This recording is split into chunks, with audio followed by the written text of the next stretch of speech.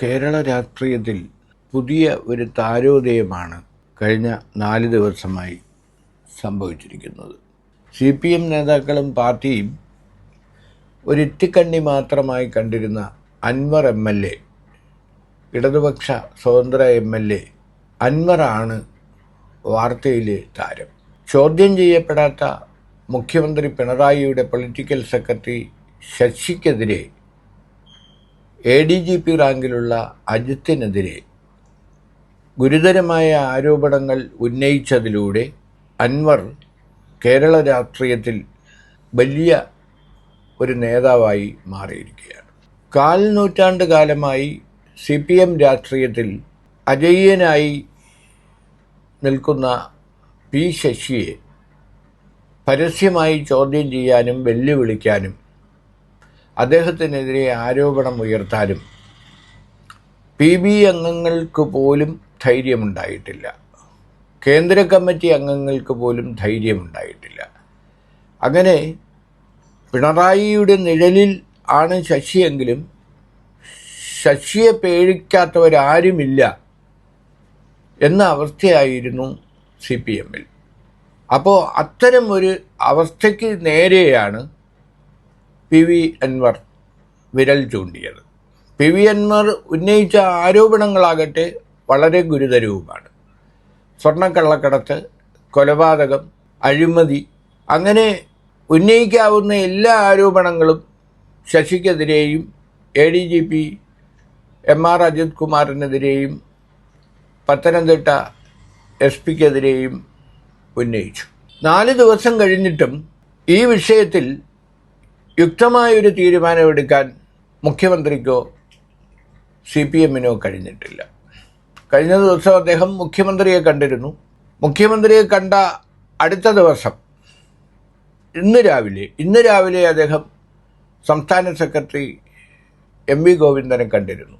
മുഖ്യമന്ത്രിയെ കണ്ടിട്ട് ഇറങ്ങി വന്ന അൻവറിൻ്റെ ശരീരഭാഷയും പ്രതികരണവുമല്ല CPM സംസ്ഥാന സെക്രട്ടറി MV ഗോവിന്ദനെ കണ്ട ശേഷം ഇറങ്ങി വന്ന അൻവർ. അതിനർത്ഥം P. ശശിക്കെതിരെയും ADGP-ക്കെതിരെയും ശക്തമായ നടപടി സ്വീകരിക്കും എന്നുള്ള ഒരു ഉറപ്പ് മുഖ്യമന്ത്രിയിൽ നിന്ന് കിട്ടിയില്ലെങ്കിലും പാർട്ടി സെക്രട്ടറിയിൽ നിന്ന് അത്തരം ഒരു ഉറപ്പ് അൻവറിന് ലഭിച്ചു എന്ന് വേണം കരുതാൻ. അതുകൊണ്ടാണ് അദ്ദേഹം പറഞ്ഞത്, മുഖ്യമന്ത്രി പിണറായിയെ സൃഷ്ടിച്ചത് അദ്ദേഹം സ്വയം മുഖ്യമന്ത്രി ആയതല്ല, പാർട്ടിയാണ് പിണറായി വിജയനെ മുഖ്യമന്ത്രിയാക്കിയത്. അതുകൊണ്ട് താനും ഒരു പാർട്ടിക്കാരനാണ്, സഖാവാണ്, പാർട്ടിയാണ് അവസാന വാക്ക്, പാർട്ടിയിൽ എല്ലാ വിശ്വാസവും അർപ്പിക്കുകയാണ്. നേരത്തെ പൊളിറ്റിക്കൽ സെക്രട്ടറി ശശിയെയും അതുപോലെ ADGP-യെയും മാറ്റണമെന്ന് ശക്തമായി ആവശ്യപ്പെട്ട അൻവർ ഇപ്പോൾ അത്തരം ആവശ്യങ്ങൾ ഉയർത്തുന്നില്ല. പക്ഷേ അദ്ദേഹം വളരെ പ്രസക്തമായൊരു ചോദ്യം ഇന്ന് ചോദിച്ചു. ഹെഡ് മാസ്റ്ററെക്കുറിച്ച് ആരോപണം ഉണ്ടായാൽ അത് അന്വേഷിക്കുന്നത് സ്കൂളിലെ പ്യൂണാണോ, മണിയടിക്കുന്ന ആളാണോ എന്ന് ചോദിച്ചു. ആ ചോദ്യം മുഖ്യമന്ത്രി ഈ സംഭവങ്ങളെക്കുറിച്ച് അന്വേഷിക്കാൻ, ADGP-യെക്കുറിച്ച് അന്വേഷിക്കാൻ, പൊളിറ്റിക്കൽ സെക്രട്ടറിയുടെക്കെതിരെ ഉയർന്ന ആരോപണങ്ങളെക്കുറിച്ച് അന്വേഷിക്കാൻ DGP-യുടെ നേതൃത്വത്തിൽ ചുമതലപ്പെടുത്തിയ സംഘത്തിൽ MR അജിത് കുമാറിന്, ADGP-ക്ക് താഴെയുള്ള IG-യും DIG-യും SP-മാരുമാണ് ഉള്ളത്. അപ്പോൾ അങ്ങനെ ജൂനിയർമാരായ ഉദ്യോഗസ്ഥർക്ക് ഡെയിലി അവർ റിപ്പോർട്ട് ചെയ്യേണ്ട ലാൻഡ് ഓർഡർ ADGP-യെക്കുറിച്ച് എങ്ങനെ അന്വേഷിക്കാനും തെളിവെടുക്കാനും കഴിയും എന്ന പ്രസക്തമായ ചോദ്യമാണ് അൻവർ ഉന്നയിച്ചത്. അപ്പോൾ പറഞ്ഞു വന്നത്, എന്തായാലും അൻവർ എന്ന പുതിയ ഒരു താരം കേരള രാഷ്ട്രീയത്തിൽ ഉദയം ചെയ്തിരിക്കുന്നു എന്നാണ്. അദ്ദേഹം കാണിച്ച ധീരത വിഡ്ഢിത്തം കൊണ്ടാണോ ധൈര്യം കൊണ്ടാണോ എന്ന് പറയാൻ പറ്റില്ല. എന്തായാലും പൊളിറ്റിക്കൽ സെക്രട്ടറിയെയും അതിലൂടെ മുഖ്യമന്ത്രിയെയും വെല്ലുവിളിച്ച സ്വതന്ത്ര MLA അൻവർ ഒരു വെടിക്ക് 2 പക്ഷി എന്ന നേട്ടമാണ് ഉണ്ടാക്കിയിരിക്കുന്നത്.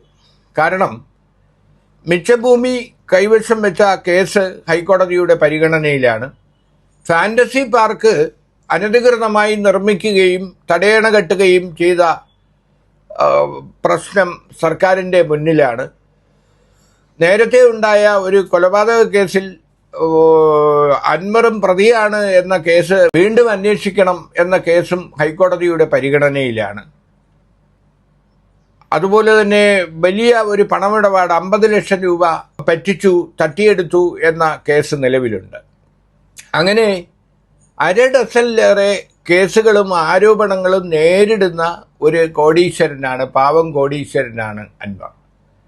അപ്പോൾ അങ്ങനെ കേസുകളും മറ്റും നേരിടുന്ന ഒരു MLAക്ക്, അതും ഒരു സ്വതന്ത്ര MLAക്ക്, ഇടതുപക്ഷ ഭരണകക്ഷി MLAക്ക് ഇത്തരത്തിൽ പ്രതികരിക്കാനുള്ള ഒരു ധൈര്യം ലഭിക്കണമെങ്കിൽ അതിൻ്റെ പിന്നിൽ ആരെങ്കിലും ഉണ്ട് എന്നതാണ് യാഥാർത്ഥ്യം. അപ്പോൾ തൻ്റെ പിന്നിൽ ദൈവമല്ലാതെ പിന്നെ പാർട്ടി മാത്രമാണ് ഉള്ളതെന്നാണ് അൻവർ പ്രതികരിച്ചത്. കാരണം പിന്നിൽ ആരാണ് എന്ന ചോദ്യത്തിന് അദ്ദേഹത്തിൻ്റെ മറുപടി, അദ്ദേഹത്തിനെ സഹായിക്കാൻ അദ്ദേഹത്തിന് മുകളിൽ അല്ലെങ്കിൽ പുറകിൽ ദൈവമേ ഉള്ളൂ, പിന്നെ പാർട്ടിയാണുള്ളത്. അപ്പം താനൊരു സഖാവാണ്. അപ്പം സഖാവ് എന്നുള്ള നിലയിൽ തൻ്റെ കർമ്മമാണ് ഈ സർക്കാരിനെ കുഴിയിൽ ചാടിക്കുന്ന, സർക്കാരിന് ചീത്തപ്പേരുണ്ടാക്കുന്ന ഉദ്യോഗസ്ഥർക്കെതിരെ, പൊളിറ്റിക്കൽ സെക്രട്ടറിക്കെതിരെ ഇത്തരം യാഥാർത്ഥ്യങ്ങൾ പുറത്തു കൊണ്ടുവരാനും അത് നിവേദനമാക്കി മുഖ്യമന്ത്രിക്കും പാർട്ടി സെക്രട്ടറിക്കും കൊടുക്കാനും ഉള്ള ചുമതല ഒരു സഖാവെന്നുള്ള നിലയിൽ തനിക്കുണ്ട്. അതാണ് താൻ നിറവേറ്റിയത്. ഇതോടുകൂടി തൻ്റെ പോരാട്ടത്തിൻ്റെ ആദ്യഘട്ടം കഴിഞ്ഞു എന്നാണ് അദ്ദേഹം പറയുന്നത്. അപ്പോൾ PB അംഗങ്ങളായ A വിജയരാഘവനും MA ബേബിയുമെല്ലാം ഈ സംഭവത്തെക്കുറിച്ച് ചോദിക്കുമ്പോൾ സമയമാകട്ടെ, അപ്പോൾ പ്രതികരിക്കാം എന്നാണ് പറയുന്നത്. അപ്പോൾ സമയമാകുന്നില്ല എന്നുള്ള ഇവരുടെ പറച്ചിൽ എന്തൊക്കെയോ സംഭവിക്കാൻ പോകുന്നു എന്നുള്ള ഒരു സൂചന തന്നെയാണ് നൽകുന്നത്. അതുപോലെ തന്നെ അൻവറിനെ പിന്തുണച്ചുകൊണ്ട് പ്രതിഭ MLA അടക്കം അനേകം MLAമാർ രഹസ്യമായും പരസ്യമായും അൻവറിന് പിന്തുണ പ്രഖ്യാപിച്ചു എന്നാണ് അറിയുന്നത്. കാരണം പൊളിറ്റിക്കൽ സെക്രട്ടറി P ശശി മുഖ്യമന്ത്രി പിണറായിയുടെ സെക്രട്ടറിയായി ചുമതല ഏറ്റെടുത്തതിന് ശേഷം ഒരു ബ്യൂറോക്രാറ്റിനെ പോലെ, ഒരു ഉദ്യോഗസ്ഥ പ്രമാണിയെപ്പോലെ സഖാക്കളോട് പെരുമാറുന്നു, MLAമാരോട് പെരുമാറുന്നു, എന്തിന് മന്ത്രിമാരെ പോലും അദ്ദേഹം അവഗണിക്കുന്നു എന്ന പരാതി വ്യാപകമാണ്. അപ്പോൾ ഉള്ളിൻ്റെ ഉള്ളിൽ എല്ലാവരെയും സന്തോഷിപ്പിക്കുന്ന ഒരു നീക്കമാണ് അൻവർ നടത്തിയത്. അപ്പോൾ അൻവർ മുഖ്യമന്ത്രിയെ കണ്ടതിന് പിന്നാലെ മുൻ മന്ത്രി KT ജലീൽ MLAയും മുഖ്യമന്ത്രിയെ കണ്ടിരുന്നു. അപ്പോൾ KT ജലീലിൻ്റെ സന്ദർശനവും അൻവറിൻ്റെ സന്ദർശനവും കൂട്ടി വായിക്കുമ്പോൾ കാരാട്ട് റസാക്ക് മുൻ MLA, അങ്ങനെ ഈ മുസ്ലിം യാഥാസ്ഥിതികവാദികളായ ആളുകൾ പലരും, പല നേതാക്കളും CPMുമായി അകന്നുപോയിട്ടുണ്ട്. കാരണം ഈ പാർലമെൻറ്റ് തിരഞ്ഞെടുപ്പോടുകൂടി ജമാഅത്ത് ഇസ്ലാമിയും അതുപോലുള്ള തീവ്ര സ്വഭാവമുള്ള മുസ്ലിം സംഘടനകളും വ്യക്തികളും എല്ലാം തന്നെ CPMനെ കൈവിട്ടു എന്ന ഒരു സംശയമുണ്ട്. ആ സാഹചര്യത്തിൽ അൻവറിൻ്റെ നേതൃത്വത്തിൽ ഈ ഒരു പടപ്പുറപ്പാട് കൂടി ഉണ്ടാകുമ്പോൾ അത് ഇടതുപക്ഷത്തെ CPMനെ വല്ലാതെ അലോസരപ്പെടുത്തുന്ന ഒന്നാണ്.